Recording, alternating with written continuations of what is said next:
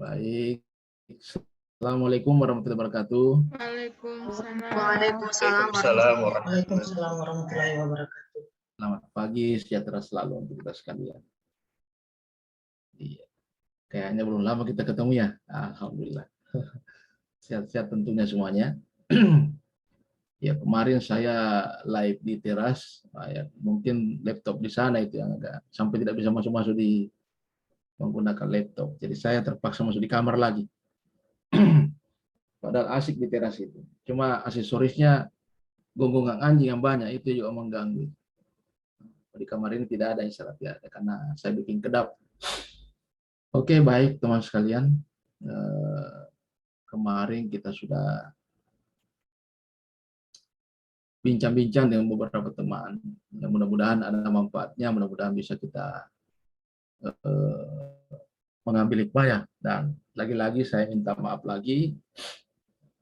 Jangan nanti kesannya ini kok opa kayak menggurui sekali. Tidak. Saya hanya ingin diskusi dengan teman-teman, memahamkan supaya kita jangan terjebak, kita jangan nanti kesulitan. Karena hal-hal yang saya biasa alami ketika saya menguji, saya memperlakukan di tempat saya membimbing. Ya, karena banyak orang istilah saya terjebak, ya, bahkan sampai tak kancing ketika ada hal yang dia tidak paham, saya tanyakan, dia tidak bergerak di situ, tak kancing. Ya. Nah, saya tidak ingin bimbingan saya begitu. Ya, saya ingin bimbingan saya ya aman lah, paling tidak ngos-ngosan kalau diuji nanti. Nah itu ya, nah itu makanya mari kita membuat suatu rancangan yang inovatif, tapi mampu dilaksanakan dalam 1 bulan. Ya, kalau Anda teman-teman ingin yang lebih besar, boleh kita gunakan nanti jangka menengah, jangka panjang. Karena waktunya cukup panjang. Kalau jangka menengah itu 6 bulan waktunya. Jangka panjang 1 tahun. Ya, itu kan lumayan. Biar kita mau bikin yang agak ribet sedikit, tidak ada masalah. Saya malah suka menantang yang kegiatan-kegiatan begitu. Cuma tolong yang 1 bulan ini yang betul-betul mampu kita lakukan ya seperti kemarin. Ya Pak, siapa kemarin ya? Saya ulangi kembali seperti Rian. Bagus sekali ini Rian. Bagus dia punya. Siapa ya kemarinnya? Yang ketahanan pangan itu. Ya Rian ya. Irma, Pak. Iya, yang Irma, Rian. Bagus sekali dia punya itu. Cuma saya khawatirnya jangan tidak bisa laksanakan selama 1 bulan ya Rian ya. Nah, itu ya. Akhirnya kita sudah temukan solusi. Tidak diabaikan tadi itu, yang konsep pertamanya dia tetap diambil, tapi bukan itu target utama. Bukan di target utama. Sama juga yang satu lagi ketahanan pangan satu, bagus. Nah, cuma itu juga kita putar sedikit supaya jangan itu jadi target utama karena kesannya itu isu awalnya itu bukan tupoksinya kita. Nah, padahal unsur layak itu layak kita lakukan karena masuk akal dan tusi kita. Memang waktu di pengantar isu kontemporer yang dimaksud layak itu karena masuk akal bisa dilaksanakan. Tapi ketika masuk di aktualisasi, unsur layak itu bisa dilaksanakan karena tusi kita. Ya, karena tusi kita. Sehingga kita harus hati-hati. Ya, kemarin tidak salah teman yang siapa yang terempan menyangkut masalah pelaporan. Nah, ketika saya kejar pelaporan siapa? Oh, penyuluh. Nah, ini kan bukan tugas kita mengatur penyuluh kan? Sehingga tidak bisa kita lakukan itu. Tapi kalau sistem koordinasi pelaporan boleh. Kan kita namanya koordinasi bukan mengatur mereka. Nah, itu hal-hal yang begitu aja kita atur sehingga kita tidak terkesan mengambil wilayah orang lain dan bisa kita lakukan. Nah, saya juga butuh masukan teman-teman. Ketika teman merasa bahwa tidak apa bisa ini ya, boleh silakan beri alasan sehingga kita bisa sepakati. Kalau kemarin Pak Dokter bagus, cukup bagus. Ada beberapa teman kemarin sudah bagus. Oke, baik teman sekalian, kita memanfaatkan waktu. Siapa lagi mau coba-coba tampil, tayangkan rancangannya? Ya, kita mulai dari isu saja. Baru kita coba-coba koreksi bersama. Yang ketentuan kita sepakat jangan tidak mau dikoreksi ya, kita harus siap. Saya pun siap dikoreksi ya. Saya pun siap. Ketika teman merasa bahwa keliru itu, coba koreksi. Jangan lihat saya sebagai apa ya. Ya kita ini mitra, sama-sama kita berteman. Jangan merasa karena mentang-mentang dokter tidak pernah salah. Enggak. Kita harus pahami bahwa ketika Anda yang mengangkat rancangan itu, Anda punya tusi, Anda lebih paham. Pastikan itu. Kalian lebih tahu daripada saya, karena itu tusi Anda. Ya. Saya hanya bergerak di konsep, ide, kemudian strategi menyelesaikan permasalahan, bukan di teknis. Kalau teknis ya mana bisa saya tahu tugasnya Pak Dokter. Sementara saya selama ini cuma jadi pasien, belum pernah jadi dokter. Nah, tapi ketika pengalaman saya jadi pasien, saya gambarkan ya Pak Dokter, sebenarnya bukan cuma persoalan dokter itu, persoalannya di keluarga pasien. Ya, karena tidak mungkin dokter bisa mengawasi sampai ke sana, bagaimana kerjasama dengan keluarga pasien, supaya ada checklist. Nah, maksud akalnya Pak Dokter. Betul Pak. Nah, itu. Karena kenapa ya? Tidak mungkin lah dokter mau jaga pasien minum obat 3 kali 1 hari atau minimal 2 kali 1 hari, nggak mungkin lah. Ya. Tapi bagaimana model kita supaya ada kerjasama dengan keluarga pasien. Karena pasien biasanya itu Pak, ngotot. Ya saya rasakan itu. Biasa itu tegur, sudah minum obat. Sudah, masa atur-atur. Nah, itu bijak tanya, mana checklistnya sudah? Gelasnya di mana? Ya masih di tempat itu, berarti minum obat, belum minum obat dan. Karena saya tandanya itu kalau saya mau minum obat, saya taruh di meja saya tuh gelas. Tidak boleh dipindahkan. Sebelum saya minum obat, saya sendiri pindahkan. Sebelum saya centang itu kalender, tidak boleh ada. Berarti saya belum minum obat. Jadi 2 yang saya lakukan kalau minum obat. Karena saya minum cuma 1 kali, malam saja. Saya centang itu, baru saya pindahkan gelas, aman. Itulah yang saya lakukan sejak tahun 2011 sampai sekarang. Nah, alhamdulillah, persentase saya kelalaian minum obat itu sangat kecil. Ya, sangat kecil. Cuma pernah 1 kali double. Karena ternyata saya sudah minum obat, saya lupa pindahkan gelas. Saya minum lagi, waduh, lain rasanya Pak Dokter. Ya kayak baru cekik gitu, kayak gelisah bagaimana. Saya jalanin sekitar 6 jam itu perasaan itu. Oke, itu hanya sharing kita supaya teman paham bahwa Opa di sini bukan mendoktrin kita, bukan memaksa kita, enggak. Namanya coaching itu ya sebenarnya hanya bertanya-tanya, baru mengarahkan. Baik, kita coba siapa lagi teman yang ingin mau coba tampilkan. Izin Opa. Mohon izin Opa. Ya silakan. Siapa? Kipli. Oke. Pak Heri atau saya Opa? Tidak. Tolong resen kalau mau ini supaya terbaca di sistem bahwa karena nanti orang lain lihat. Nah, silakan siapa yang mau? Iya, silakan. Kipli.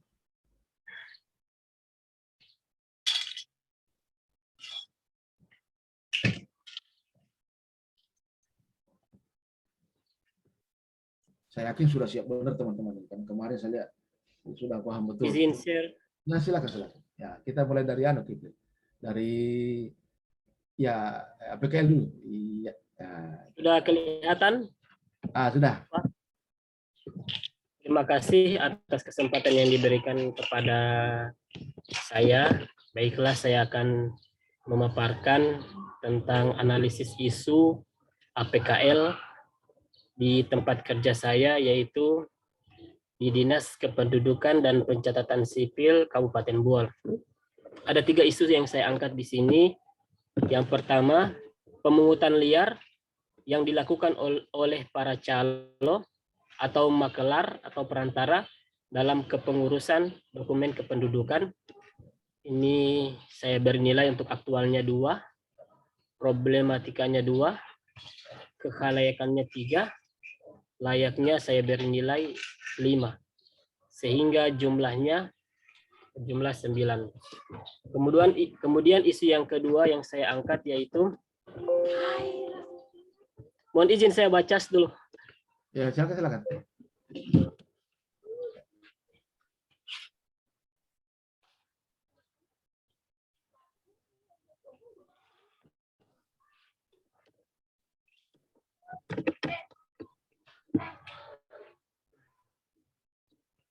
Lanjut. Kemudian isu yang kedua saya angkat, yang kedua yaitu kurangnya kesadaran masyarakat di dalam memiliki dokumen kependudukan dan pencatatan sipil. Di sini untuk nilainya untuk keaktualannya saya beri nilai 3, problematika 4, kehalayakan 4, layak 4. Sehingga jumlahnya nilainya berjumlah 15. Kemudian isu yang ketiga saya angkat yaitu kerusakan alat pencetakan KTPL dan KIA, kartu identitas anak. Ini aktualnya 2, problematik 2, layak 2, layak 2, sehingga jumlahnya berjumlah 8. Oke, stop dulu. Kita diskusi dulu.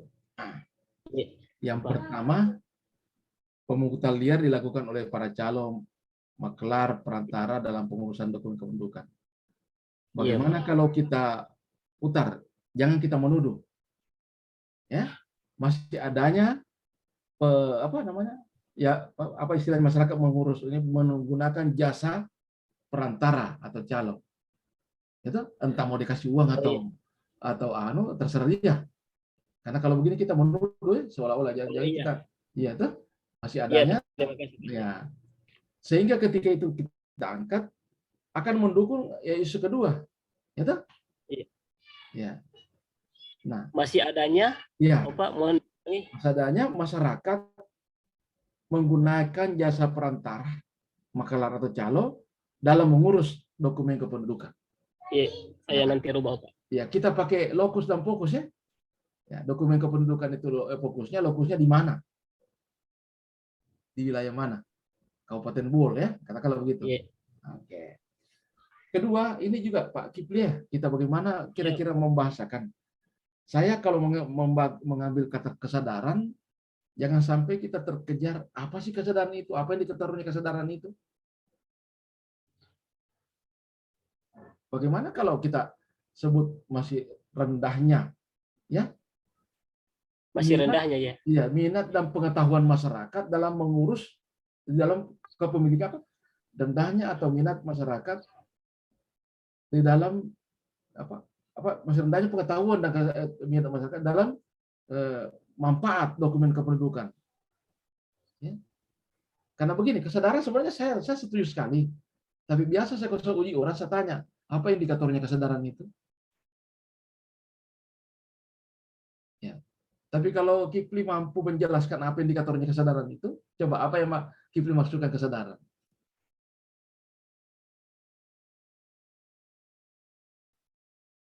Kira-kira apa Kifli kesadaran itu?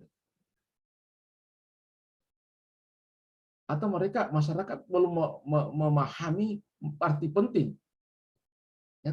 Atau belum terbatas pengetahuannya dalam kepengurusan terlempar. Ya. Begitu teman-teman, nanti bantu saya kalau ada yang bisa memahami apa itu kesadaran, bisa menjelaskan. Ya, karena saya biasa kalau pernah saya menguji, saya tanya tentang itu, optimalisasi, peningkatan. Bukan saya tidak suka, tapi saya tanya, di mana posisi Anda, ibaratnya deret angka dari 1 sampai 9, di mana itu posisi Anda? Anda mau tingkatkan sampai ke mana? Oh iya Pak, kira-kira saya di 3, mau tingkatkan sampai ke 8. Nah, saya tanya lagi, mampu Anda pastikan bisa meningkat sampai ke 8? Belum tentu Pak ya, berarti Anda mengklaim diri Anda untuk tidak lulus. Karena yang diuji tentang peningkatan itu. Bagaimana kalau Anda robah? Ya toh? Kalau Anda robah. Pembelajaran model ini dalam rangka meningkatkan hasil belajar siswa. Berarti yang dikejar pembelajarannya, model pembelajaran. Peningkatannya itu ada yang mau dituju, tapi itu bukan target utama. Sehingga yang diuji itu pembelajarannya. Oh iya Pak, oke. Nah, sama dengan tadi kesadaran itu. Apa kira-kira? Sebenarnya tadi tidak terlalu masalah karena kesadaran di dalam, bukan di depan. Ya.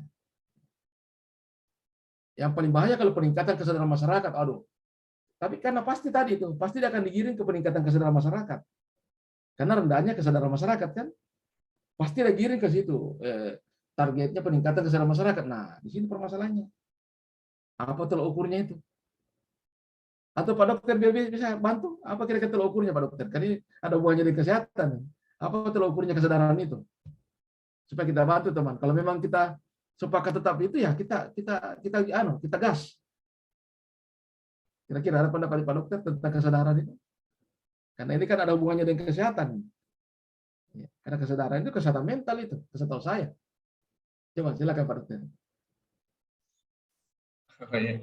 Izin, kalau kesadaran kan maksudnya tahu dengan apa bahasanya, tahu bahwa dia berada di posisi tertentu, seperti itu kemungkinan. Jadi kalau mungkin mau diukur masalah kesadaran, indikatornya mungkin indikatornya keadaan apa yang mau ditahu, itu yang diujikan ke target, apakah dia tahu dia ada di keadaan itu atau tidak. Mungkin lebih teknisnya mungkin lebih paham Pak Zul nanti anunya. Ya, mudah-mudahan mampu dijelaskan begitu, karena kadang-kadang juga ada penguji ngotot dengan pendapatnya. Nah, jadi kalau saya mau, saya langsung saja. Masih banyak masyarakat belum memahami arti penting memiliki dokumen atau mengurus dokumen. Jadi berarti tinggal pahami bahwa penting atau tidak. Jadi tidak jauh anunya, tidak luas dia punya ini. Ya kan? Kalau di isu tidak ada masalah, tapi jangan nanti penyelesaian isunya diangkat masalah peningkatan kesadaran masyarakat dalam mengurus. Ini akan kesulitan kita kayaknya. Tapi kalau dia hanya bahwa misalnya sosialisasi dalam rangka peningkatan kesadaran masyarakat mengurus, boleh. Jangan ditaruh di depan istilah begitu. Ya, maksud saya begitu, jangan ditaruh di depan. Karena kadang-kadang itu yang dipersoalkan. Tapi kalau di belakang dia hanya sebagai bagian penjelasan, tidak ada masalah. Kita artikan seperti apa yang disampaikan Pak Dokter tadi, bahwa dia akan memahami. Karena selama ini kalau saya uji peserta tentang kata-kata begitu, belum ada yang bisa menjawab kayak Pak Dokter. Cuma dia bilang sadar Pak, berarti kalau jawabannya sadar, berarti tadinya mabuk, saya bilang. Akhirnya bingung dia kan, apalagi posisi diuji. Nah, itu kadang-kadang teman-teman yang mungkin saya berlebihan ya, agak terlalu khawatir, tapi kan itu yang saya alami. Pernah saya uji orang tak kancing, tidak bisa lebih bicara begitu saya tanya itu. Karena mungkin ya saya bertanya itu mungkin gaya saya mungkin terkesan kayak bagaimana ya, sangar atau apa, karena memang orang bilang katanya saya kalau membimbing bagus, halus, tapi kalau menguji waduh ganas. Nah, enggak tahu juga saya itu. Saya tidak tahu juga, itu kan pendapatnya orang, haknya orang berpendapat kan. Saya kira itu benar menurut dia. Tapi perasaan saya tidak. Tapi karena mungkin faktor gestur wajah yang kurang menunjang ya. Sedangkan saya senyum belum tentu orang merasa ramah. Apalagi kalau saya tidak senyum. Nah, itu ya. Jadi mudah-mudahan tadi Kipli dengar itu apa dijelaskan Pak Dokter. Saya sependapat itu. Kalau kita artikan, jadi beri penjelasan dalam bahwa dimaksud kesadaran di sini adalah posisi di mana dia keinginannya mengurus itu. Nah, itu ya. Jadi ini pentingnya kita bersama-sama ini. Tapi kayaknya belum ada. Masih kesulitan barangkali ini Kipli. Bagaimana kalau kita isi teman lain dulu sambil menunggu Kipli supaya waktu tidak terbuang. Ya Heri ya, kalau di Kipli dengar sabar Kipli. Heri dulu karena sama-sama di mana ini? Apa Heri? Pol PP? Bukan. Di Dinas Pekerjaan Umum, Pak. Oh iya, silakan. Silakan Heri. Izin, Pak. Ya. Ya, nanti habis Kipli Heri baru Rizky dan Kipli. Silakan. Ya, ini Pak. Ya. Langsung saja ke deskripsi isu. Isu-isu dulu ya, langsung isu saja. Ya. Berdasarkan ini identifikasi selama di kantor Dinas Pekerjaan Umum. Yang pertama itu banyaknya pemohon atau masyarakat yang belum mengetahui cara mengurus persetujuan bangunan gedung. Ya. Hal ini ditinjau ketika pemohon datang bermohon di Dinas Pekerjaan Umum, beberapa dokumen yang dibutuhkan itu kurang lengkap. Ya. Kemudian adanya perubahan ini peraturan pemerintah tentang pelaksanaan regulasi. Jadi mereka belum tahu cara mengurus persetujuan bangunan gedung.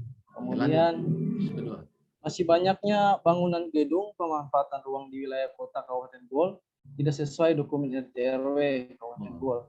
Hal ini diobservasi langsung untuk wilayah perkantoran dan permukiman, banyaknya masyarakat yang memanfaatkan untuk membangun dan membudidayakan sarang burung walet yang tentunya menimbulkan keresahan bagi warga sekitar. serta banyaknya bangunan warga yang berada di wilayah sepanjang sungai dan pantai. Ya. Ya, Kemudian, deskripsinya. Kemudian banyaknya perubahan penggunaan lahan yang tidak sesuai dengan dokumen rencana tata ruang wilayah kabupaten. Nah, untuk perubahan lahan ini ada tabel perubahan luas berdasarkan dokumen kajian lingkungan hidup strategis KLHS revisi RTRW 2018. Oke, lanjut. Kemudian ini keterkaitan isu ya, mungkin saya lanjut saya. Ya, lanjut. Ke identifikasi isu. Oke. Penetapan isu ya. Ya, kita masuk. Yang pertama itu banyaknya pemohon atau masyarakat yang belum mengetahui cara mengurus persetujuan bangunan gedung. Untuk aktualnya saya isi 5 problematik. Ya, saya isi 4 Bapak. Satu masalah nih. Kemudian kelayakan 5 dan layaknya 5 layak diselesaikan. Kemudian masih banyaknya bangunan gedung pemanfaatan ruang di wilayah kota Kabupaten Bogor tidak sesuai dokumen RW. Yang pertama 4 untuk aktual, P-nya 3, K-nya 5 dan L-nya 2 mungkin agak sulit untuk diselesaikan karena banyak sudah existing untuk perlu pengendalian yang cukup lama. Kemudian banyaknya perubahan penggunaan lahan yang tidak sesuai dengan dokumen rencana tata ruang wilayah Kabupaten Bogor. Kurang lebih sama dan layaknya 3 agak perlu koordinasi yang luas juga. Berarti intinya isu pertama yang kita angkat ya? Iya. Banyaknya pemohon atau masyarakat yang belum mengetahui. Iya. Oke, lanjut. Belum mengetahui cara mengurus dengan bangun gedung. USG-nya kurang lebih itu juga. Coba. USG saya sudah sempat bikin cuma ini. Kemudian masuk Fishbone. Nanti begini sarannya nanti Pak Eri, tetap kita buat USG tetap itu validasi kan, validasi isu walaupun nilainya sama kan kita validasikan. Oh iya. Sama nanti. Oke, kita langsung Fishbone. Supplier dari Sebel tidak adanya informan atau yang menginformasikan hal itu. Kemudian dari skill kurangnya penguasaan IT. Karena permohonan sekarang lewat ini. Berbasis SIMBG, Sistem Informasi Manajemen Bangunan Gedung. Berbasis web. Kemudian ketidaktahuan masyarakat tentang peraturan pemerintah dari SWMD. Ya. Kemudian sistemnya itu SOP-nya yang belum fix mungkin di dinas. Jadi belum ada itunya, jadi masih bingung masyarakat. Gagasannya gimana coba? Gagasan dampak isu ya, dampak dampak masyarakat merasa ribet dalam hal pengurusan PBG sehingga mengurangi minat untuk mengurus PBG. Kemudian yang kedua, pembangunan gedung khususnya di daerah Kabupaten Bogor tidak memenuhi standar teknis serta membahayakan keselamatan pemilik dan lingkungan sekitar. Kemudian pembangunan yang tidak teratur akan berdampak pada kerusakan lingkungan. Yang keempat, tidak optimalnya pelayanan permohonan persetujuan bangunan gedung. Yang kelima, waktu yang dibutuhkan untuk mengurus PBG menjadi tidak efisien. Oke. Gagasannya dari isu banyaknya pemohon atau masyarakat yang belum mengetahui mengurus persetujuan bangunan gedung akan diselesaikan dengan menyediakan informan berupa media konsultasi melalui aplikasi WhatsApp yang berdasarkan media komunikasi populer saat ini khususnya di Kabupaten Bogor. Sehingga saya berpikir yang tepat adalah ini, media konsultasi informasi administrasi bangunan gedung yang disingkat si Abang dengan chat center melalui aplikasi WhatsApp dan WhatsApp Auto. Ini baru keren. Oke, naik. Nah, kemudian terus kita lihat ada kegiatan di dalam penerapan gagasan dari analisis isu yang diperoleh adalah sebagai berikut. Pertama, persiapan pelaksanaan aktualisasi. Ada matriknya Pak Heri? Sudah ada matriknya? Belum sampai ke matriks, cuma rincian ini aktualisasi penerapannya. Yang pertama, persiapan pelaksanaan aktualisasi ada melakukan konsultasi dengan mentor, kepala seksi perencanaan pemetaan ruang, kemudian melakukan koordinasi dengan kepala dinas pekerjaan umum dan penataan ruang, kemudian koordinasi dengan kepala bidang dan penataan ruang pemetaan. Yang kedua, kegiatannya itu membuat SOP pelaksanaan pelayanan PBG, mencari dan mempelajari peraturan pemerintah nomor 16 tahun 2001 tentang pelaksanaan undang-undang nomor 20 pelaksanaan undang-undang ini persetujuan bangunan gedung, Kemudian berkonsultasi dengan mentor terkait dengan penyusunan draft SOP. Kemudian menyusun draft SOP pelayanan PBG. Oke. Kemudian rapat mendiskusikan draft SOP dengan mentor dan kepala bidang. Kegiatan berikutnya menyelesaikan SOP pelaksanaan PPG. Kemudian ini kegiatan ketiga. Membuat chat atau help center menggunakan WhatsApp Auto. Menyusun data tanya jawab pada WhatsApp Auto, kemudian berkonsultasi dengan mentor terkait chat help center, kemudian pengimputan data pada WhatsApp Auto, kemudian uji coba sistem chat center. Kegiatan keempat, membuat video, berkonsultasi dengan mentor terkait pembuatan video. Yang pertama, pembuatan video sosialisasi perubahan undang-undang bangunan gedung, kemudian membuat video tutorial penginputan permohonan yang melalui SIM-BG tadi. Kemudian menyerahkan video kepada mentor. Kegiatan kelima itu sampai di publikasi. Yang mana inti kegiatan intinya? Yang publikasi ini? Iya, terakhir sudah. Oke, kita balik ke atas dulu. Kita balik ke atas. Iya. Jadi begini, ini sudah bagus secara teknis. Saya mau arahkan Pak Heri menggunakan format yang sesuai, yang benar, ya. Ya. Jadi nanti lihat contohnya teman-teman atau lihat yang kita bagi formatnya itu kan terdiri dari kegiatan, tabang kegiatan, output, keterkaitan dengan mata pelatihan, kemudian keterkaitan dengan visi misi, penguatan nilai organisasi. Oke. Iya. Sudah formatnya sudah ada Pak, cuma saya belum sempat bikin. Oke, jadi kita kelompokkan. Ini kita kelompokkan ya. Jadi kalau kegiatan pertama persiapan pelaksanaan aktualisasi, oke, benar. Kegiatan pertamanya konsultasi dengan mentor. Yang dikonsultasikan dengan mentor, rancangan kita rencana aktualisasi. Iya. Jadi tidak ada lagi istilah konsultasi ulang dengan mentor setelah ini. Sudah tertuang semua dalamnya. Ya sudah. Ya. Sehingga kedua, kegiatan kita koordinasi dengan stakeholder internal. Jadi koordinasi stakeholder internal ini mau menyampaikan lagi kembali kita punya rancangan kepada stakeholder internal, semua bidang atau seksi di kantor itu, termasuk teman-teman yang programmer yang membantu. Oke. Kemudian kegiatan tahapan ketiga, pembuatan tim kerja. Ya, setelah kita sepakat dengan siapa teman-teman itu, kita bikin tim kerja, usulkan tim kerja siapa-siapa yang kita libatkan. Tentu kita tidak mengatur atasan kita, tapi mentornya kita itu sudah jelas pengarah, kepala dinas pengarah ya. Kemudian pembina kepala dinas pengarah itu mentor.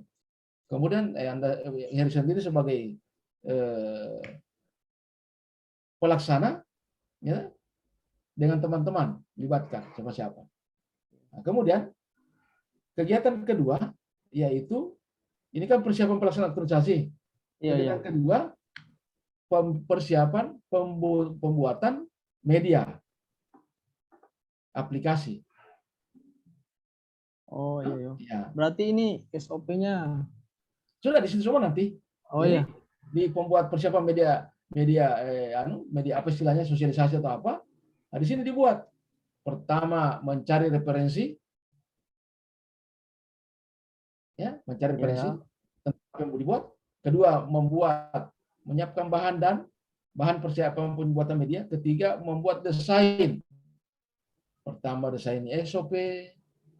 Ya, kedua, desainnya apa saja mau dibuat situ. Nah, kemudian ketiga, membuat sudah aplikasinya, apakah SOP-nya, kemudian ini. Jadi mencari referensi itu termasuk dalamnya mempelajari peraturan yang terkait. Mencari referensi. Pak Heri langsung PP nomor 16 pasti penyidik bilang kenapa dicari? Sudah ada kan? Sudah tahu kan? Ya, betul. Jadi peraturan, referensi dan peraturan terkait dengan itu yang dibuat. Walaupun kita sudah kantongi PP-nya itu. Jadi penguji bilang, baru dicari. Pelajari. Kemudian di situ membuat draft SOP, mendesain SOP, sampai membuat SOP. Berikutnya membuat desain apa. Jadi konsultasi untuk ini sudah Enggak ada karena mentor sudah menjadi tim. Iya. Jadi tinggal diskusi tuh. Iya. Semua persiapan di sini Pak Heri dibuat di sini. Apa saja. Jadi makanya kalau kerja ruang persiapan ini tidak boleh dikunci. Karena ketika kita turun kita bawa ke bawah ada mau buat apa, tiba-tiba butuh saya butuh administrasi pendukung. Balik lagi ke atas karena administrasi pendukung kan ketiga membuat administrasi pendukung di kegiatan kedua. Di situ administrasi pendukung tentang checklist apa, tentang angket pretestnya. Karena nanti Pak Heri harus membuat angket pretest. Ingin mengetahui sejauh mana pemahamannya masyarakat membuktikan tentang mau kesadaran kah, mau pengetahuan kah tentang tadi itu kepengurusan itu. Ya, tentu di atas dibuat soal angketnya. Angket pre, kemudian dibuat juga angket post. Karena setelah Pak Heri melaksanakan kegiatan apa sampai sosialisasi, tentu menguji lagi angketnya, sejauh mana pengetahuannya mereka. Nah, teknisnya yang tadi itu, masukkan teknisnya yang tadi. Nah, kemudian terakhir nanti, tolong tambahkan di pelaksanaan kegiatan ini, selain dari penginputan, sosialisasi juga Pak Heri. Apakah sosialisasi atau coaching klinik? Kalau publikasi sih, sini terakhir publikasi. Masih ada 2 kegiatan di situ Pak. Oh iya. Ya. Jadi di publikasi itu di dalamnya ada sosialisasi. Iya, tentu kan di situ kita ada dulu sosialisasi. Tidak, sosialisasi itu kegiatan tersendiri. Oh. Iya. Sosialisasi atau coaching klinik. Kenapa? Karena kita harus ada unsur pemberdayaan Pak Heri. Kalau begini seolah-olah Pak Heri sendiri yang bekerja kan? Iya.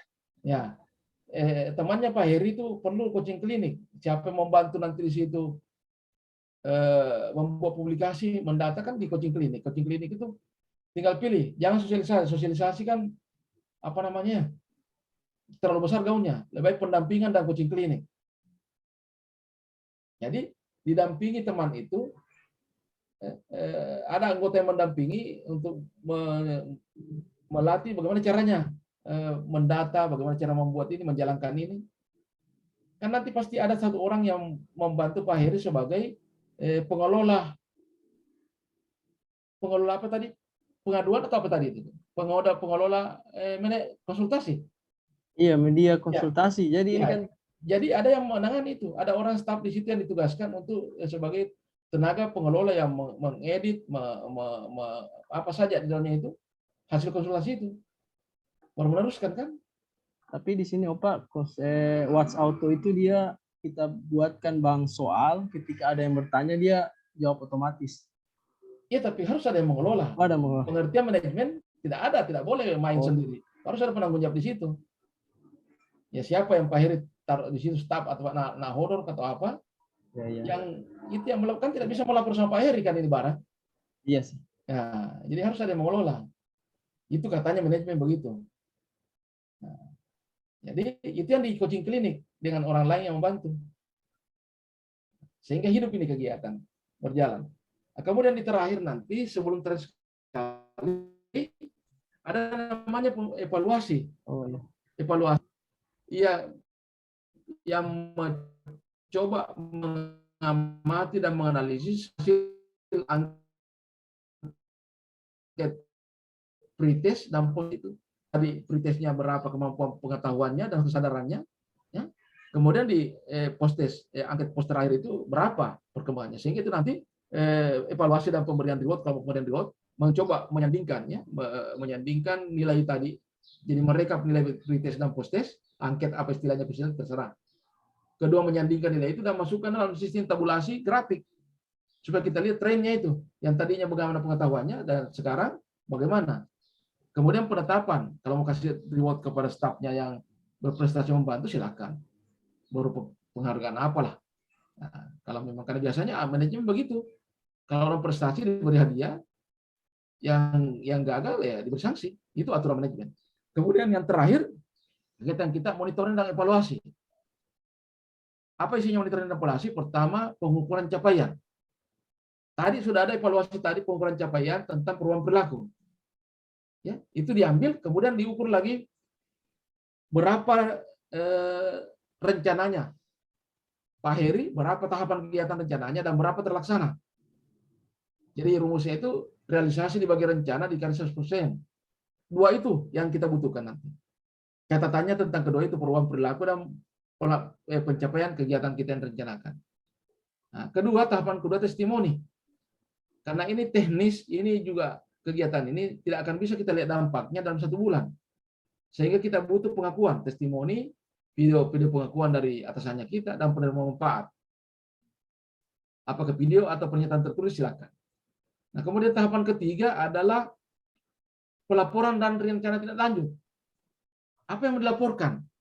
Di dalam catatan laporan kita kepada mentor nanti, karena Bapak harus laporkan ke mentor, adalah menggambarkan berapa perubahan perilaku dari tahu, sadar, kurang sadar menjadi sadar. Di situ di checklistnya diperlihatkan grafiknya di situ dalam laporan.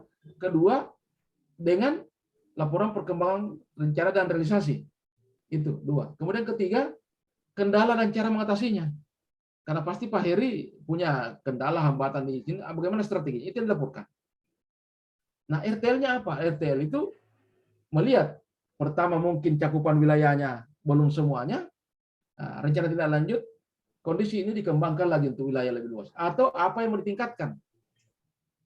Dari hasil evaluasi tadi, apa yang belum maksimal, optimal, itu yang ditingkatkan menjadi rencana tindak lanjut yang menengah dan jangka panjang. Nah, saya kira cuma begitu. Teknisnya silakan. Ya, tapi yang namanya persiapan, Pak Heri, kumpulkan di kegiatan kedua, yang namanya pelaksanaan di kegiatan berikutnya, dan ada pengukuran capaian. Karena kita ini aktualisasi. Tentu di setiap kegiatan itu, kita kaitkan dengan penerapan nilai agenda 3, kalau kegiatan. Agenda 3 itu kan pelayanan publik, WOG dan manajemen ASN. Nilai apanya itu? Misalnya kegiatan apa, nilai apa terkait. Dan tahapan ditaruh ke bawah, karena tahapan kegiatan itu dihubungkan dengan penerapan aktualisasi nilai atau rencana aktualisasi nilai agenda 2, akuntabilitas, nasionalisme, etika publik, dan seterusnya. Kemudian kegiatan dikaitkan dengan visi mana diperkuat. Visi misi ini adalah visi misi daerah. Kemudian dikaitkan juga dengan penguatan nilai organisasi. Nilai organisasi mana yang dia perkuat. Ingat, saya ingatkan teman-teman semuanya, Pak Heri, bahwa yang kita uji nanti adalah bukan pelaksanaan kegiatan itu toh. Kegiatan itu adalah wadah untuk menerapkan nilai-nilai. Baik nilai kedudukan peran ASN maupun nilai akuntabilitas, nilai profesi PNS yang akuntabilitas sampai anti korupsi. Itu intinya. Nah, jangan sampai kita sukses dalam pelaksanaan kegiatan, tapi miskin nilai. Nah, itu yang diuji. Jangan sampai miskin nilai. Jadi coba gali lagi nilai apa yang kira-kira bisa diterapkan di tahapan kegiatan itu. Kemungkinan masih ada nilai lain. Sudah ada contoh-contoh, ada teman-teman punya, bisa diskusi. Saya kira itu masukannya Pak Heri bagus nih Pak. Ya, saya pikir bagus. Dan saya suka judulnya itu. Tidak mengklaim peningkatan apa semua, tidak. Tapi bagaimana menyiapkan alat untuk membantu masyarakat. Ya. Perkonsultasian. Saya kira itu. Ya, terima kasih. Mungkin ada teman lain yang mau coba bantu komentar. Siapa tahu ada ini. Ya, boleh di stop share Pak Heri. Saya kira model-model seperti diskusi. Jadi sambil kita Pak Heri dan teman-teman lain juga bisa lihat. Kalau saya mirip ke sini. Nah, jadi begitu bagus maksudnya tadi judulnya ya. Jangan mengklaim peningkatan optimalisasi. Artinya apa yang susah kita ukur. Kalau tadi itu kan tanpa disebut terukur nanti itu. Tapi bukan menjadi bagian yang harus diuji. Kira begitu teman-teman sekalian. Saya kira cukup tadi anunya Pak Heri. Tinggal tambahan-tambahannya ya silakan berdiskusi dengan teman-teman. Siapa lagi tadi? Oh ini kembali. Siapa tadi yang terlempar? Belum datang dia. Oh belum kembali Pak Anu.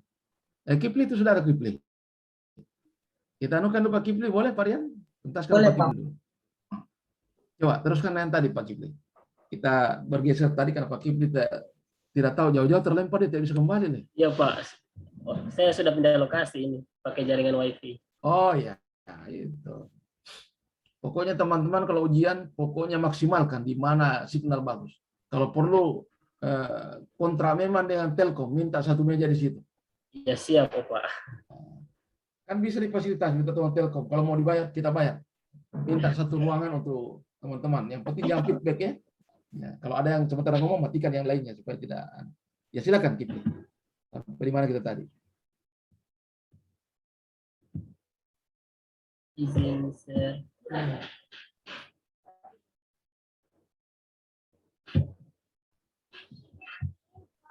Waktunya kita singkat sekali ya.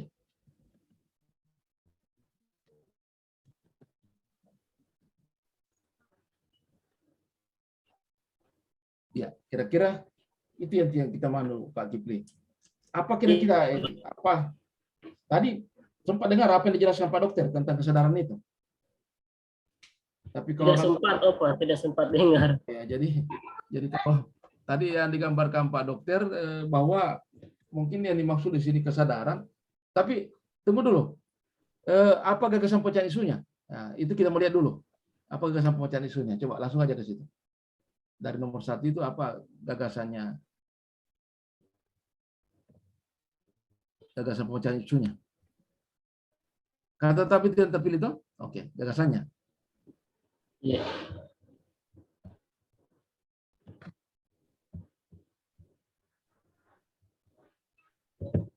Yang tertinggi yang mana yang dipilih?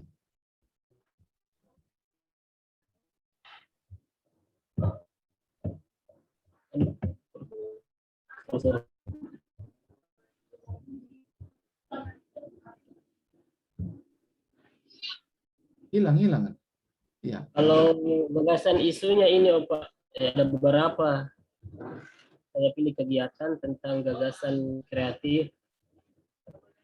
Yang pertama, melakukan sosialisasi lewat sosial media terkait Adminduk. Efektivitas 5, nilainya. Efisiensi 5, kemudahan 4. Total 14. Oke. Kemudian, kalau saya mau sarankan, saya lihat ini hampir sama semua. Ya kita gabung. Jadi bagaimana edukasi tentang Adminduk kepada masyarakat berbasis apa itu? Berbasis atau multimedia? Ya, berbasis sosial media, leaflet, dan juga dengan leaflet. Berarti multimedia. Berbasis multimedia. Karena lebih dari satu media.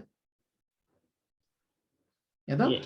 Jadi itu edukasi edukasi. Jadi yang kita kedepankan edukasinya. Iya, Pak.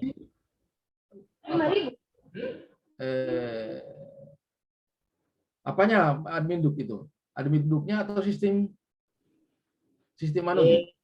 Adminduknya apa? Tentang apa ya? Tentang dokumen-dokumen kependudukan ini, tentang jadi edukasi pengurusan atau apanya? Kepemilikan. Edukasi Adminduk lah. Edukasi Adminduk berbasis multimedia di kabupaten mana? Nanti kita cari sampelnya berapa lokasi. Ya. Saya coba ambil satu lokasi, Kelurahan Buol. Mungkin kalau Kelurahan Kali juga mungkin. Boleh, karena memang kita harus batasi supaya mampu kita lakukan selama 1 bulan. Iya. Nanti berikutnya dikembangkan di jangka menengah. Iya. Mungkin 2 lokasi. Ya? Mungkin 2 lokasi, Kelurahan Buol dengan Kelurahan Kali. Kalau Kelurahan Kali kan di kantor. Kalau Kelurahan Buol di lingkungan sekitar. Boleh. Yang penting dua lokasi boleh. Nah, begitu kira-kira, coba catat. Jadi edukasi Adminduk berbasis multimedia di Kabupaten mana.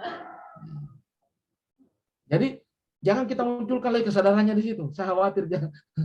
Pada akhirnya nanti itu juga tersentuh. Ya? Pasti tersentuh itu. Pasti. Saya ganti itu. Kesadaran itu saya ganti masih rendahnya minat dan pengetahuan masyarakat terhadap kepemilikan dokumen kependudukan. Ya, jadi kita gagasan pokok isunya edukasi adminduk berbasis ya, berbasis multimedia karena ada leaflet, ada media sosial, itu. Jadi edukasi itu ada unsur nanti apakah dia ada salah satunya unsurnya adalah coaching klinik, pendampingannya untuk tenaga-tenaga yang membantu Pak Kifli. Ya, saya kira aman itu. Saya sudah hilang dari kekhawatiran saya. Saya tadi khawatirnya hanya orang dibolak-balik, rendahnya kesadaran masyarakat, langsung dia putar jadi meningkatkan kesadaran. Sudah. Saya makanya sempat tadi saya tanya Pak Dokter itu kira-kira maunya bagaimana. Oke, mudah-mudahan kita menjelaskan bahwa ketika, tapi tidak akan terkejar ke situ lagi. Karena kita sudah tidak mengedepankan itu, kita mengedepankan bagaimana edukasi adminduknya itu yang berbasis multimedia. Aman saya kira itu. Coba lihat tahapan-tahapannya, kegiatannya Pak Kifli. Tahapan belum dibuat. Kalau untuk tahapannya belum saya buatnya. Oke, nanti tinggal bikin, kita ketemu lagi nanti. Kita cari lagi waktu nanti ketemu. Ya, kita cari lagi waktu sebelum kita tambah lagi minimal 1 kali lagi ketemu supaya pemaparan. Yang penting kita sudah aman sampai kepada gagasan pokok isu. Kalau tinggal kegiatan tahapan kegiatannya bisa lihat teman-teman yang kita sudah bahas. Tahapannya kalau Opa, saya boleh mengambil contoh yang Opa kirim di kemarin di grup, ada rancangan RA itu. Berubah lagi. Terutama jangan menggunakan launching kalau bukan hal yang besar. Kita diskusi dengan teman-teman Wida Suara, launching itu kan, jadi kita paling kegiatannya itu tetap ini, tapi mungkin bunyi kegiatannya di situ adalah rapat tim dan panel check. Kalau ada yang menggunakan aplikasi, tim dan uji coba aplikasi, kita hindari. Ternyata untuk launching itu biasanya pada kelas PIM 3 yang mengundang orang banyak. Apalagi sekarang kita tidak bisa mengundang. Di launching itu kita hilangkan istilah launching itu karena tidak bisa menghadirkan orang banyak.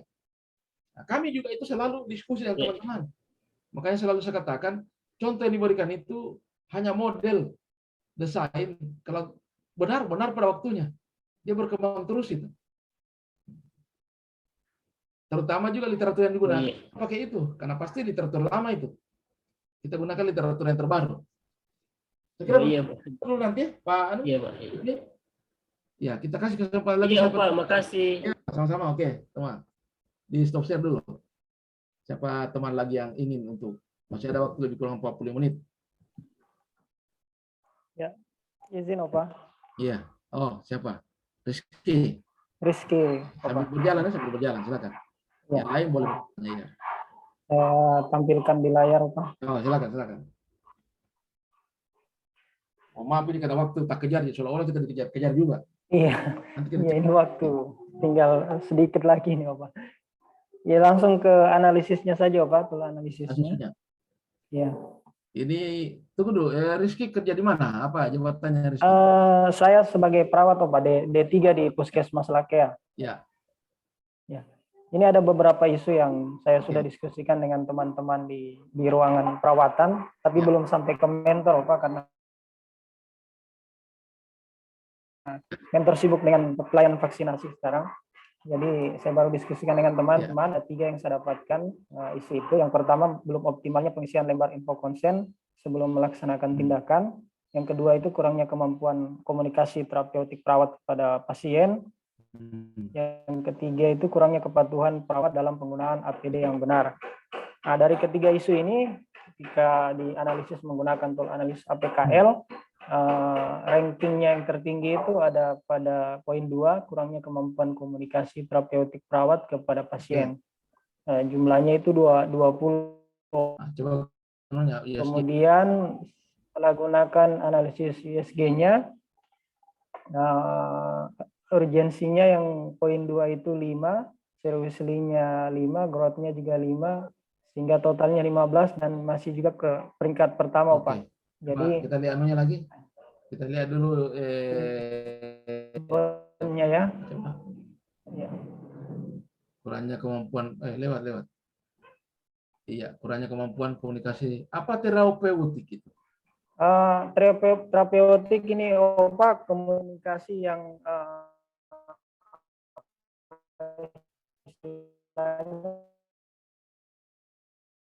Tidak tersedianya SOP. Kemudian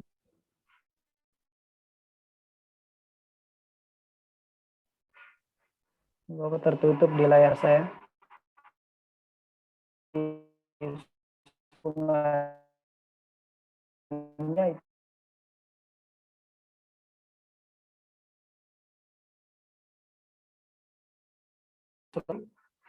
Dari skillnya, kurangnya pengetahuan dan kesadaran perawat akan pentingnya komunikasi yang efektif. Dari suppliernya itu mungkin karena karakteristik pasien ya yang apa namanya, kadang ada yang bukan tipe pendengar yang baik, ada yang mungkin pengaruh psikologis karena penyakitnya sehingga mudah tersinggung. Jadi saya masukkan di suppliernya itu karakteristik pasien. Tapi saya masih ragu juga, Pak, mohon saya kalau mau bunyi teknis begitu ya nanti tanya dengan dokter ya, sesama dokter kesehatan. Oke. Saya kemudian ini gagasan kreatifnya, Pak. Yang pertama itu membuat SOP komunikasi terapeutik, yang kedua membuat leaflet komunikasi terapeutik, kemudian sosialisasi komunikasi terapeutik, dan keempat itu membuat lembar checklist. Sehingga gagasan pemecahan isu yang saya gunakan itu yaitu edukasi dalam rangka meningkatkan kemampuan komunikasi terapeutik perawat kepada pasien di ruang perawatan puskesmas Lakea. Edukasinya apa? Apa yang digunakan dalam edukasi? Ini sebenarnya dari gagasan kreatif ini semua saya masukkan dalam kegiatan saat aktualisasi, Jadi seperti yang sampaikan sebelumnya, mungkin multimedia ya. Jadi semua media ini saya gunakan untuk edukasi ini. Tapi kalau ini edukasi pasien, ya. Edukasi pasien. Edukasi apa judulnya? Komunikasi apa itu? Komunikasi terapeutik. Begini kan, sebenarnya ini kan berdasarkan keluhan pasien yang katanya tidak puas atas pelayanan yang diberikan oleh perawat, ada yang karena komunikasi itu, sehingga saya perlu melakukan edukasi ini, komunikasi terapeutik ini. Nah, langsung kalau saya edukasi komunikasi terapeutik berbasis multimedia atau media kreatif. Media kreatif ya. Kreatif pada pasien di ruang perawatan puskesmas Lakea. Gitu aja. Gitu aja ya. Ya. Berbasis edukasi komunikasi terapeutik terapeutik berbasis media kreatif pada perawat. Pada perawat ya. Pada pasien. Pada perawat, kepada perawat. Langsung saya edukasi komunikasi terapeutik berbasis terapeutik perawat ya. Iya. Perlu kata perawat di situ? Karena perawat saya kira perlu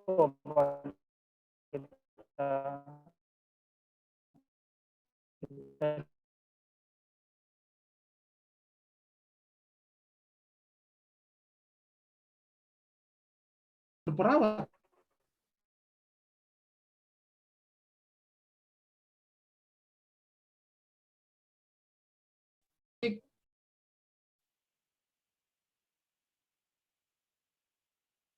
Hindari jangan sampai kita ingin mengatur perawat, keluar lagi dari tusinya kita.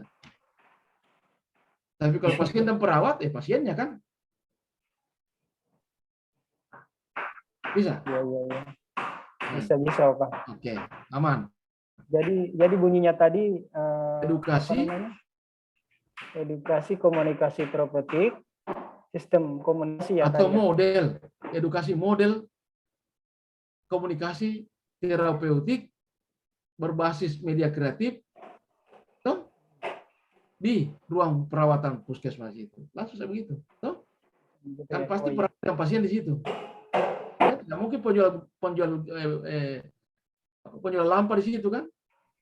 Yang pasien dan perawat aman. Jadi perawat dan pasien sasarannya upaya. Nah, saya takut menyebut perawatnya nanti kesannya nanti kesannya kita kalau pengertian bahasanya adakah orang bahasa Indonesia di sini? Saya perlu tanya itu. Kalau yang dikedepankan perawatnya nanti kesannya kita mengatur perawat. Kira-kira begitu. Iya benar juga, Pak. Nah, padahal tugas kita sama-sama perawat, tidak bisa kita mengatur perawat. Ya. Nah, barangkali kalau kepala ruangannya di situ boleh mengatur perawat. Ya. Nah, tapi kalau kita sebutnya model komunikasi ya siapapun di situ tuh, komponen perawat, kepala bidang siapa di situ ya kita komunikasinya kita pakai.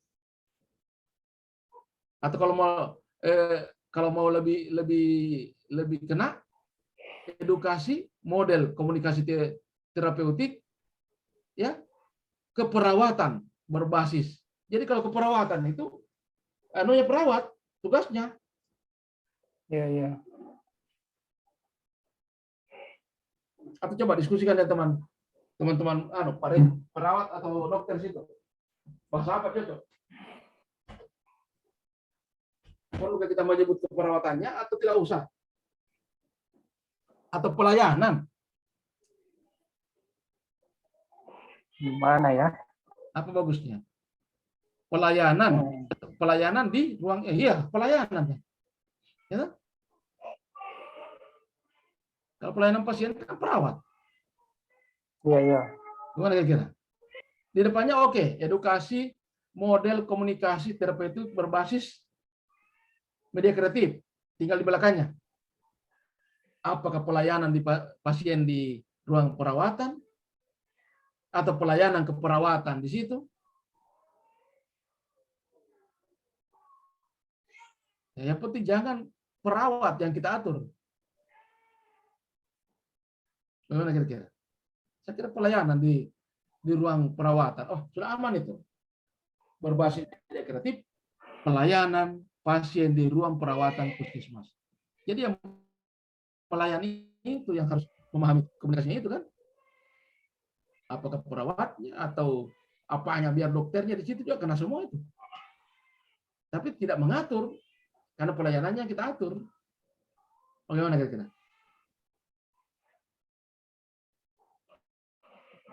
Ya, sampai ke media kreatif, oke, kita bungkus. Tinggal sambungannya Anda pakai, carikan. Kira-kira tanya-tanya dulu apa bahasa apa yang cocok di situ. Yang tujuannya kita kepada perawat, pelayanan di situ, tapi jangan kita mengklaim perawatnya langsung karena bukan tugasnya kita mengatur perawat. Bisa dipahami maksud saya? Bisa Pak ya. Aman sudah kalau paham. Karena saya berusaha mencari bahasa bagaimana supaya teman paham. Sebenarnya judul awalnya ini gagasan pemecahan isunya. Ini awalnya optimalisasi. Karena kemarin kita akan terkancing kita sampai optimalnya. Padahal lulus juga kita tanpa dibilang optimal. Tapi kalau kita kancing optimalisasi, ketika tidak optimal, tidak naik, Anda tidak akan lulus. Karena ukurannya di situ.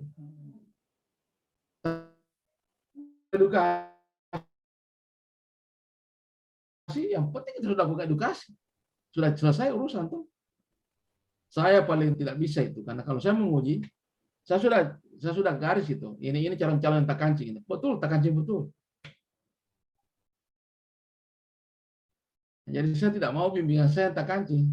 Tidak mau saya. Aman nih, sehingga sambungannya cari. Boleh, Ricky? Iya, Pak. Iya. Boleh. Tentang kegiatan tahapannya bikin karena dulu. Saya memang mau amankan dulu ininya.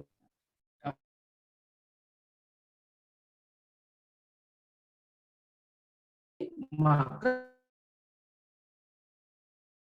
akan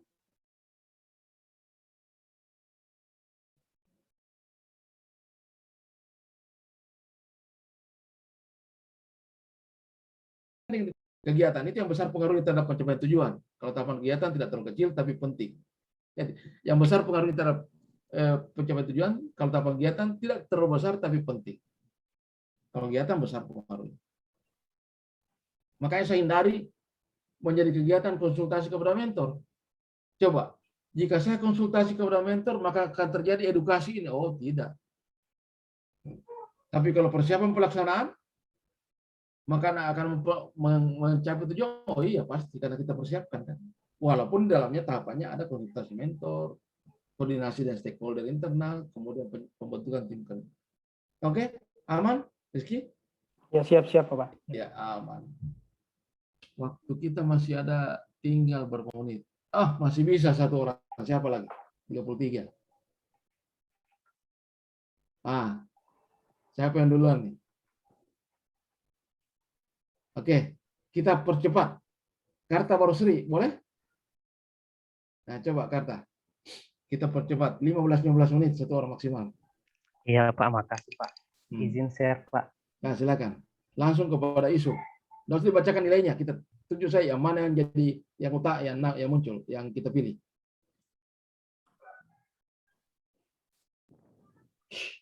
Sudah kelihatan teman-teman? Iya. Nah, iya Pak. Pak Karta sebagai apa ini? Guru Pak. Guru. Oke. Iya, guru SD Pak. Oke. Di sini ada beberapa isu yang saya angkat. Ini yang poin tertinggi dari beberapa isu, ada 4 isu. Itu adalah kurangnya minat belajar siswa. Ini yang layak saya angkat Pak. Oke. Kemudian di isu kontemporer sama juga terpilih dari validasi isu ini, validasi isu ya. Iya. Sama juga Pak, poinnya 15 dibandingkan dengan yang lain. Oke. Saya langsung saja ke Fishbone. Untuk surroundingnya itu dukungan dari orang tua. Banyak orang tua yang tidak membimbing anaknya di saat belajar, mungkin sibuk dengan pekerjaan lain. Karena di tempat saya mengajar itu banyak orang tua siswa yang mayoritasnya itu petani. Kemudian untuk skillnya, kurangnya kemandirian siswa dalam belajar. Sistemnya itu kualitas pendidikan. Itu di tempat saya mengajar itu Pak, internet itu susah dijangkau, harus berjalan berapa kilometer untuk mencapai internet yang aktif. Kemudian dari suppliernya itu, ini sama dengan Ibu Nancy kemarin ya, karena banyak teman-teman senior, khususnya yang senior itu masih kurang penguasaan IT, khususnya Android dan juga laptop. Akibatnya, ya Pak. Lanjut. Di sini ada beberapa gagasan pemecahan isu. Ada 3 gagasan. Yang pertama, peningkatan minat belajar siswa melalui sudut baca kreatif di SDN 20 Momono. Yang kedua itu penggunaan media gambar pada pembelajaran untuk menanamkan pengetahuan dan keterampilan siswa kelas 4 di SDN 20 Momono. Yang ketiga ini mungkin ini kurang ini Pak, optimalisasi hasil belajar siswa di SDN 20 Momono melalui pembelajaran kooperatif. Di sini saya tapis dengan pemilihan alternatif pemecahan isu. Yang terpilih itu khususnya poin 2, penggunaan media gambar pada pembelajaran untuk menanamkan pengetahuan dan keterampilan siswa di kelas 4 SDN 20 Momono. Oke. Jadi begini Pak Karta. Iya. Melihat hasil akhirnya Pak Karta, kita kembali kepada APKL-nya. Karena di sini Pak Karta angkat pengetahuan, di APKL-nya di sini minat. Iya Pak. Iya. Apa betul minat atau hasil belajar? Kayaknya hasil belajar ya. Karena tadi pengetahuan buat hasil belajar itu Pak. Jadi kalau mungkin di sini hasil belajar siswa. Karena tadi penyelesaiannya tadi menyangkut masalah pengetahuan Pak. Saya tadi di mana? Oh ternyata memang karena minat ini Pak benar, minat ini benar. Tapi mengukurnya juga agak masih butuh kita kayak Ibu kemarin, Ibu siapa? Ibu Nancy. Iya. Tidak salah. Cuma lagi-lagi saya katakan harus kita punya banyak persiapan untuk menjelaskan apa sih minat itu. Kalau minat masih agak mudah. Kalau kesadaran paling susah itu. Saya bingung saya bagaimana mengukurnya kesadaran. Kalau minat ya masih lumayan lah. Ya Kan minat itu kemauan, mau atau tidak, toh? Keinginan. Tapi setelah saya lihat nanti di terakhir kayaknya bukan minat masalahnya Pak Karta, karena di situ pengetahuan Bapak ini. Ini hasil belajar ya. Oke. Nah, silakan Pak Tis belajar Pak. Ya. Saya kira sudah betul tadi itu. Apa tadi itu coba? Iya, penggunaan pada pembelajaran untuk menanamkan pengetahuan dan keterampilan siswa kelas 4 SDN 20 Momono. Ini kelas Pak ya, kelas. Iya, di kelas ini Pak. Boleh. Media gambar apa itu Pak? Dari hasil penelitian saya, banyak siswa yang kurang menangkap pembelajaran ketika kita kaitannya dengan huruf. Jadi mereka itu nanti ditampilkan gambar-gambar kreatif, mungkin contohnya pemandangan alam tentang cerita-cerita, langsung kita tampilkan dengan media gambar. Kalau begini Pak, artinya ini saya sudah terima betul sekali. Cuma saya khawatir penguji miskin sekali medianya cuma gambar. Boleh enggak kita biar walaupun di dalamnya hanya, karena tidak mungkin hanya gambar Bapak gunakan, pasti juga ada media lain, ya. Pasti juga mungkin simulasi. Jadi tambahkan apakah penerapan media dan simulasi, atau penerapan media kreatif atau media inovatif. Kalau gambar kita kreatif atau inovatif yang bagus Pak. Kan Bapak sendiri mungkin inovatif Pak. Iya, inovatif mungkin Pak. Sehingga artinya hampir sama, bukan cuma satu media. Karena siapa tahu di dalam Pak Karta tiba-tiba ada terpikir, saya mau gabung dengan ini ya. Berarti sudah tidak bisa Pak, karena cuma media gambar Bapak tulis di luar. Tapi kalau media inovatif memberi ruang kepada Pak Karta untuk mau tambah kek, mau robah kek, terserah. Bisa kira-kira Pak? Bisa. Jadi penggunaan media inovatif pada pembelajaran untuk menanamkan pengetahuan dan keterampilan siswa di kelas. Biar tidak ditulis itu Pak, karena pasti arahnya ke itu. Oh iya. Iya, pasti arahnya ke situ. Pada pada siswa kelas berapa dan di SD mana? Karena kelihatan di isunya tuh sudah ada berarti. Nah, saya penggunaan inovatif pada pembelajaran siswa kelasnya sudah aman tuh? Ya Pak. Nah, aman sudah. Jadi itu yang kita bungkus Pak Karta. Itu yang 4 gagasan pecahan isu. Nah, tinggal ya seperti teman-teman lain kan, nanti tahapannya koordinasi persiapan, ya, konsultasi mentor, kemudian koordinasi dengan teman sejawat, baru pembentukan tim. Kemudian nanti selanjutnya pembuatan itu persiapan materi dan media pembelajaran, mencari literatur, kemudian kalau medianya membuat desainnya, kemudian membuat medianya.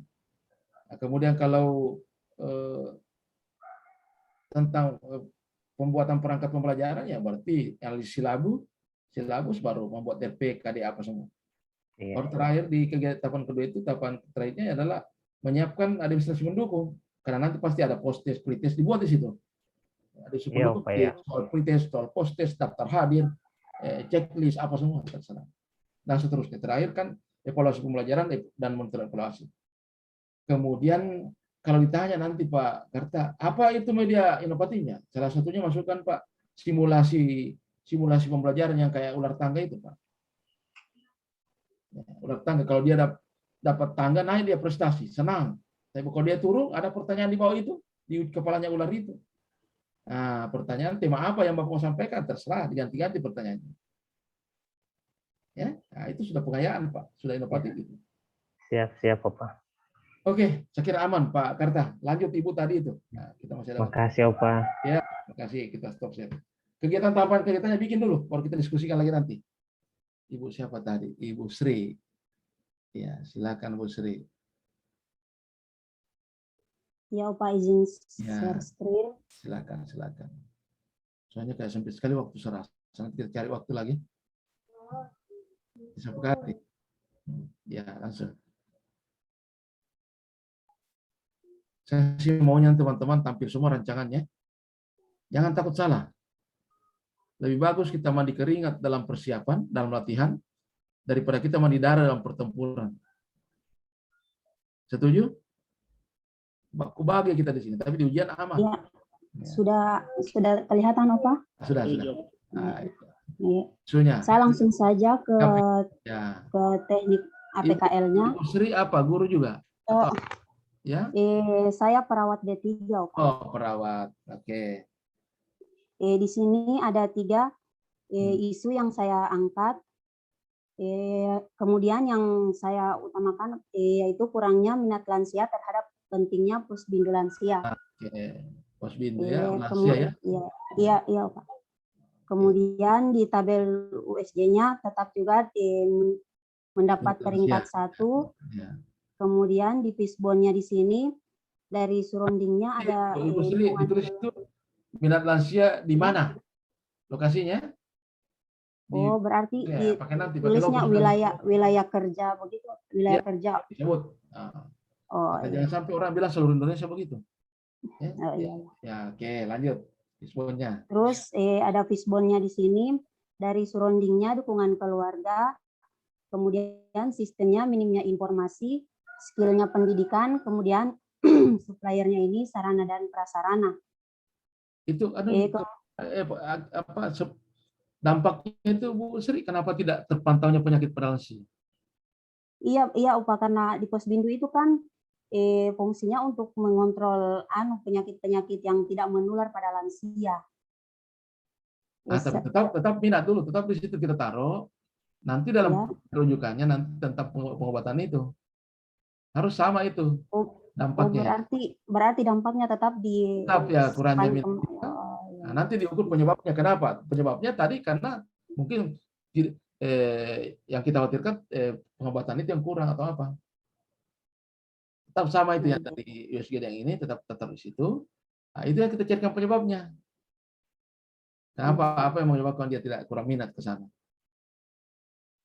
Kalaupun nanti hasilnya penyebabnya di situ kita lihat, kita simpulkan bahwa tentang pemantauan penyakit boleh bagian dari kegiatan di situ. Tapi dia tetap yang dibahas tentang kurangnya minat itu. Oh iya, Pak. Ya, oke. Ya. Kemudian di sini ada beberapa lapisan isu yang saya buat, dan yang paling tinggi skornya itu melakukan penyuluhan kepada lansia di posbindu. Oke, saya setuju kalau itu. Tapi model penyuluhan bagaimana? Penyuluhan menggunakan media leaflet, Pak. Bagaimana kalau kita sebut edukasi dan pendampingan di posbindu? Karena ada kadernya Ibu di sana kan? Disinilah kita masuk edukasi dan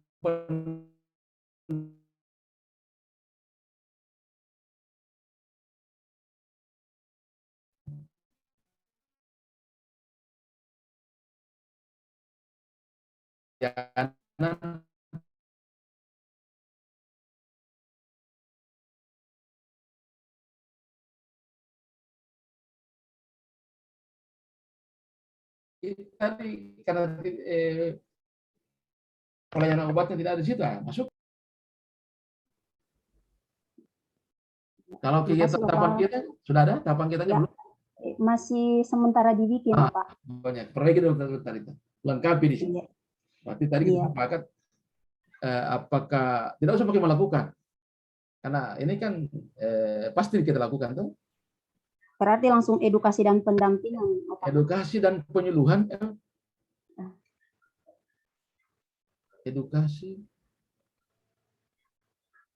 Edukasi, penyuluhan dan pelayanan pengobatan lansia di posbindu. Kira-kira begitu? Iya, Pak. Ya, edukasi, penyuluhan dan pelayanan.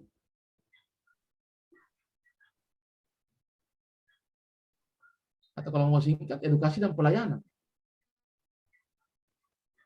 Karena kalau penyuluhan hanya bicara kita, Bu. Tapi kalau edukasi ada penyuluhannya, ada pendampingannya. Ya kan? Oh iya, Pak. Nah, jadi edukasi dan pelayanan. Edukasi dan pelayanan lansia di pelayanan pengobatan lansia di Posbin. Jadi kalau misalnya tidak ada yang berobat, kan edukasinya. Supaya kita ada isinya nanti bagaimana menyiapkan obat-obat yang dibutuhkan atau model penyuluhan tentang penggunaan obat pada lansia. Nanti unsurnya itu yang kita materinya toh. Iya. Nah, kira aman itu.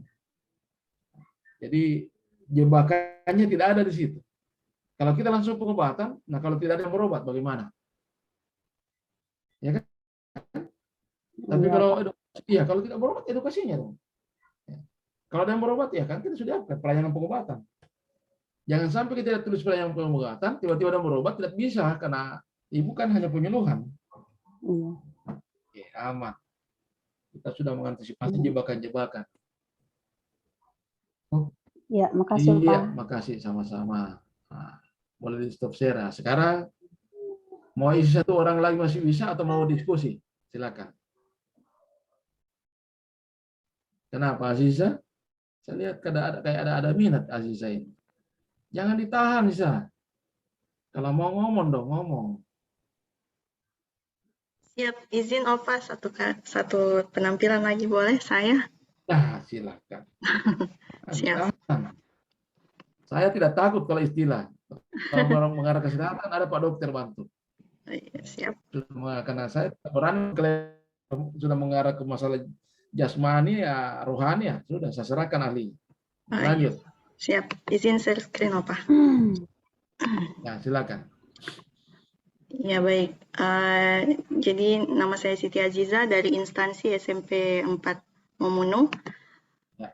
Langsung saja Opa ya ke identifikasi isu. Jadi di sini ada 3 isu yang saya angkat. Yang pertama, rendahnya minat dan hasil belajar peserta didik pada mata pelajaran matematika di kelas 8. Kemudian penggunaan model pembelajaran yang belum tepat. Kemudian yang ketiga, isu yang ketiga, kurangnya keterlibatan orang tua dalam pendampingan pembelajaran anak di rumah. Nah, jadi dari 3 isu ini yang terpilih ini Opa, rendahnya minat dan hasil belajar peserta didik pada mata pelajaran matematika. Saya kira pas sekali karena digabung antara minat dan hasil belajar. Iya, tidak ada yang bisa bantah itu. Siap Opa. Ini yang baru mengikat ini. Ya, lanjut. Iya. Di USG kita bekerja sama orang tua. Oke, lanjut ya. Siap. Di isu USG juga sama ya Opa, yang terpilih rendahnya minat dan hasil belajar.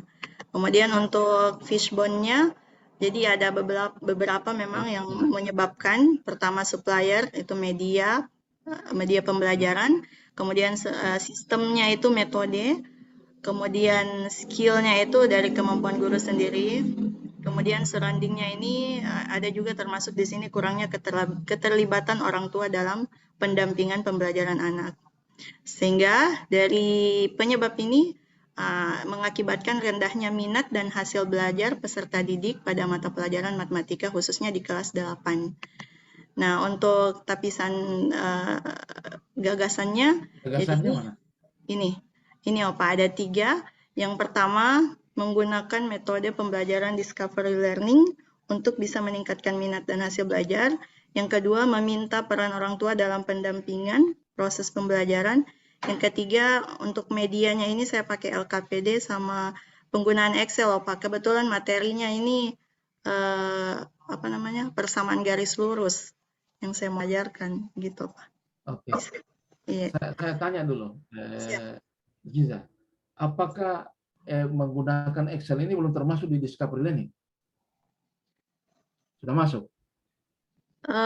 Penemuan kan dia. Atau yang mana mau dia? Ya. Belum kayaknya Opa. Maksudnya dia mau dipakai 33 atau 1? Kalau media ini hanya sebagai pendukung saja Opa, boleh begitu? Berarti masuk di discovery ya? Nah, masuk. Jadi judulnya apa? Yang mana terpilih? Yang discovery itu? Iya, discovery ya, Pak. Jadi di sini untuk gagasan pemecahan masalahnya di sini penggunaan model discovery learning dengan melibatkan peran pendampingan orang tua dalam meningkatkan minat dan hasil belajar peserta didik di SMP 4 Momunu pada mata pelajaran matematika. Atau terlalu panjang ini, Pak? Mohon koreksinya, Pak. Kira tidak bisa kita buang sebagian karena memang ada 2 unsur melibatkan. Saya juga pikiran tadi mau melibatkan pendampingan. Saya kira aman ini. Coba hitung tidak lebih dari 20 kata.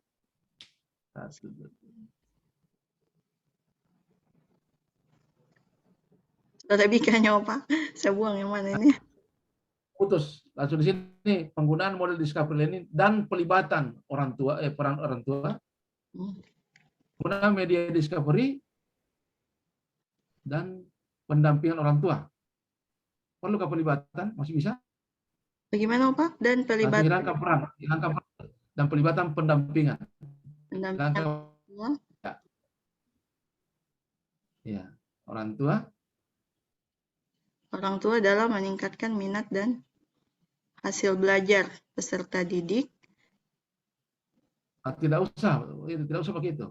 Pendampingan orang tua di langsung skala SMP-nya, tuh. Oh iya. Karena pasti sasarannya meningkatkan minat dan kan sesuai dengan isunya kan. Oh iya, siap. Nah. Oh iya. Jadi aman apa? Aman, sudah aman. Kegiatannya lagi apa? Saya stop screen dulu ini. Sudah ada? Coba. Ya. Saya izin screen yang untuk kegiatannya. Coba, kalau sudah ada konsepnya silakan. Masih ada waktu kok, masih bisa. Oh iya, siap Pak. Jadi untuk rancangan kegiatannya seperti ini Pak. Yang pertama dari konsultasi dengan mentor rekan kerja. Begini, saya sarankan dulu. Kasih naik kegiatan, diturun tahapan. Oh. Iya, karena kegiatan harus lurus dengan keterkaitan dengan suatu mata pelatihan, bukan aneka mata pelatihan, karena agenda 3 dan agenda 2. Oh. Anekanya agenda 2. Kemudian kontribusi visi misi dan penguatan di organisasi. Jadi kegiatan harus di atas, karena yang ada kaitannya dengan nilai profesi itu adalah hanya tahapan kegiatan. Oh, siap. Nah, turunkan itu. Naikkan itu baru turunkan ini. Oh, berarti dia masuk tahapan ini Pak, yang untuk konsultasi. Iya, konsultasi tahapan. Jadi lebih tinggi itu kegiatan, baru dibawa sedikit supaya lurus ini dengan Oh, iya, siap Pak. Kita lihat dulu apa tadi konsultasi, apa lagi? Konsultasi, kemudian merencanakan pelaksanaan pembelajaran berdasarkan konsultasi, baru koordinasi dengan tahapan kedua, koordinasi dengan rekan kerja. Oh, iya. Kemudian ketiga pembentukan tim kerja. Oh. Iya, karena akan bilang, Pak, saya kan tidak perlu begini. Ini kita membuktikan adanya hubungan dengan WOG dengan pelayanan publik. Oh. Supaya tidak usah konsultasi terus dengan mentor, dengan teman kerja, kita masukkan tim kerja. Outputnya SK tim kerja. Kepala sekolah yang bikin. Ya, berikut.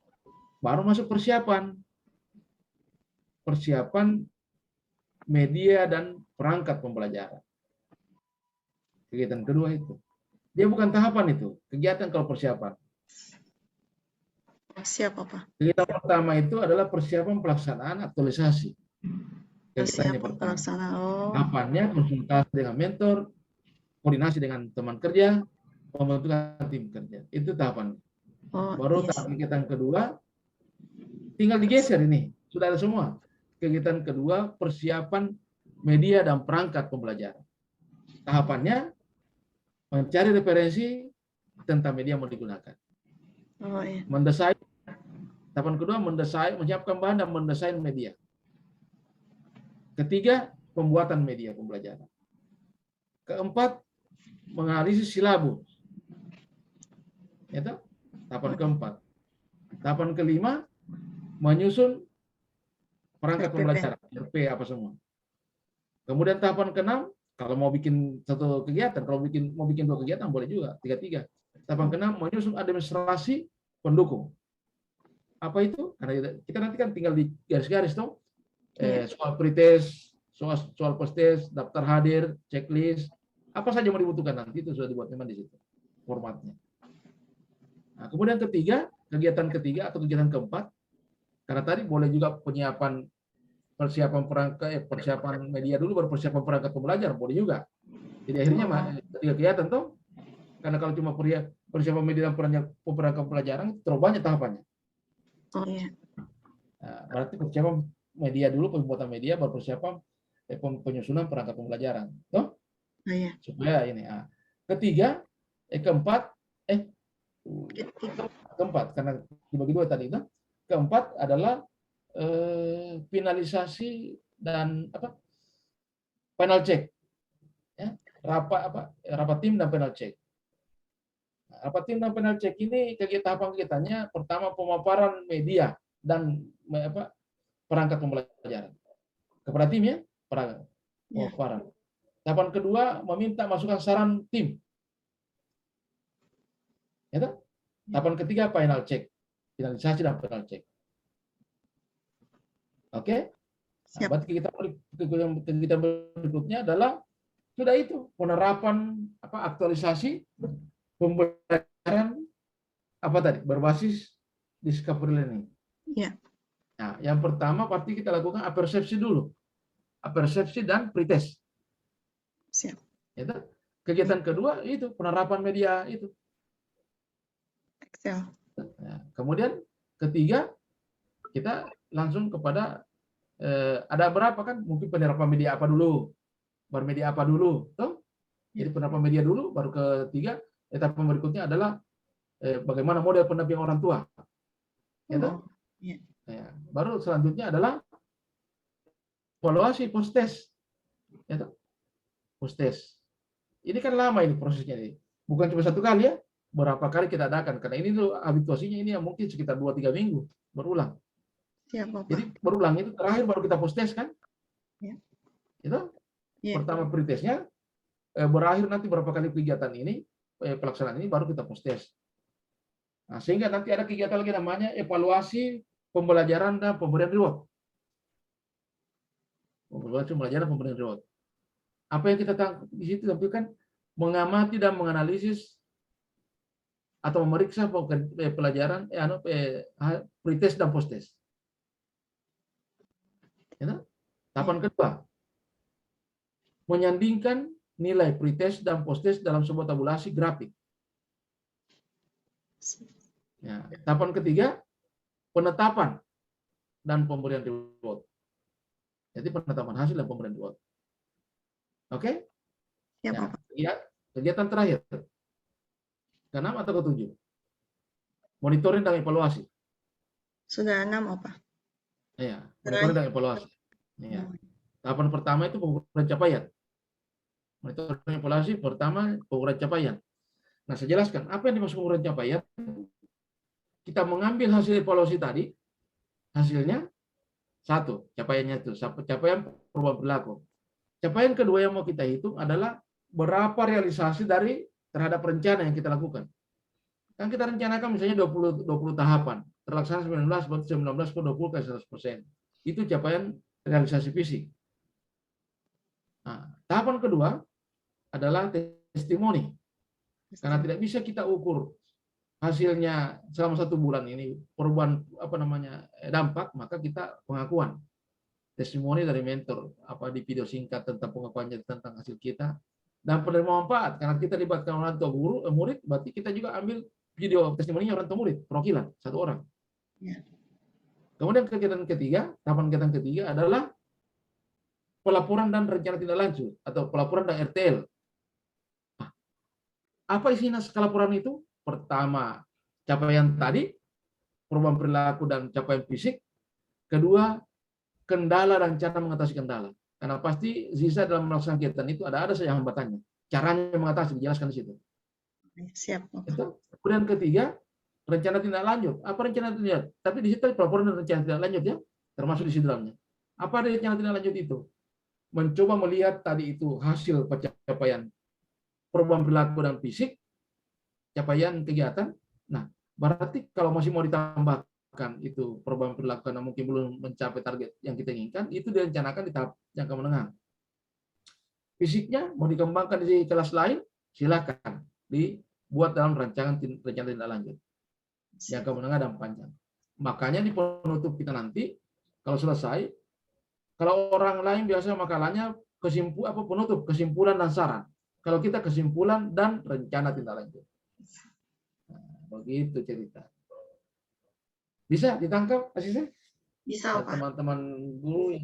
Nah, gitu. Jadi semua persiapan itu dikumpul di atas. Kan sama kita mau ke perjalanan. Misalnya Aziza mau dari Buol mau ke Palu. Tentu kan apa-apa yang dibutuhkan di jalan disiapkan memang di mobil. Bukan berarti nanti sampai di Toli, aduh, saya mau bikin daftar hadir, balik lagi ke Buol bikin daftar hadir. Tidak kan? Iya. Nah, sama dengan ini, bikin memang semua. Konsultasi memang. Kalau memang orang di rumah, jaga baik-baik ya, matikan lampu, kunci pintu kalau mau tidur, siram saya punya bunga ya. Disiapkan diatur memang itu. Bukan nanti di Palu kita berbuat tadi, siram bunga ya. Oh, tidak. Tinggal diingatkan bagaimana bunga kalau sudah siram, sudah. Itu sampai yang terakhir.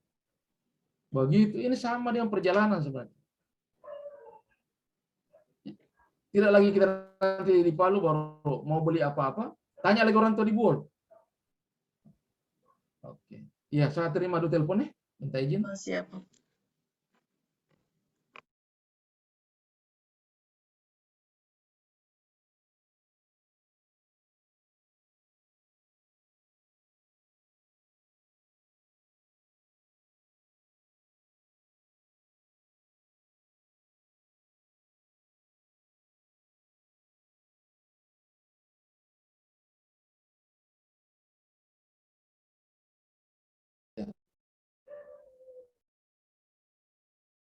Saya angkat tadi itu karena saya punya bos yang telepon saya. Kalau tidak angkat bahaya. Tahu saya punya bos. Bukan kepala kantor. Saya punya nyonya. Kalau tidak diangkat itu, aduh. Bisa-bisa tidak snack sebentar itu. Tidak snack, tidak makan siang. Untung kalau teman-teman mau saya datang ke rumahnya makan siang. Jauh Buol kan? Oke. Ketawa Pak Dokter. Ah, begitu Pak Dokter, saya takut yang saya punya komandan. Hanya dua yang saya takut, saya bilang. Saya punya komandan di kantor dan komandan di rumah. Oke, iya. Kalau ada teleponnya dia harus diangkat. Iya, ada lagi siapa lagi kira-kira? Masih ada waktu. Sudah habis waktunya kita. Nanti disepakati teman-teman, kita sepakati kapan lagi kita ketemu. Ya, habis Bu Nano, Bu siapa nih? Habis waktunya kita sudah 0 kali ini. Nantilah kita diskusi lagi ya. Kita nanti di BA diskusi kapan lagi. Kalau memang saya pas kosong ya. Kalau kemarin libur, saya kira saya libur pagi sampai malam. Zoom terus. Setelah selesai kemarin Buol masih ada yang Zoom itu. Bahkan ada yang datang ke rumah. Tapi tidak boleh mengeluh. Itu resiko pekerjaan. Saya kira sama dengan guru. Dia sudah capek-capek kalau ada orang tua murid bertanya, apalagi dokter, baru buka baju mau baring, ada pasien, terpaksa harus. Tidak ada alasan. Itu namanya panggilan profesi. Oke, makasih banyak. Mohon maaf kekurangan, saya pamit. Assalamualaikum warahmatullahi wabarakatuh. Waalaikumsalam warahmatullahi wabarakatuh. Terima kasih banyak. Terima kasih banyak, Pak. Terima kasih.